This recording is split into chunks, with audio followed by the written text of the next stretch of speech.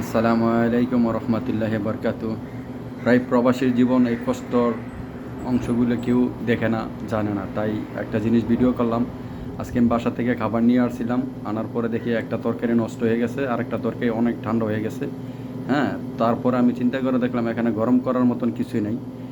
তারপর আমি চিন্তা করলাম তরকারিটা তো গরম করতে হবে, নাহলে খাওয়া যাবে না। তারপর আমি এটা রৌদ্রের ভিতরে দিয়ে এখন গরম করতেছি। দেখেন, রৌদ্রের ভিতরে দিয়ে গরম করতেছি খাবার জন্য।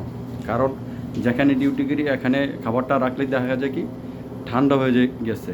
তো ওই পরিপ্রেক্ষিতে আমি এখন এটাকে গরম করে খাবো।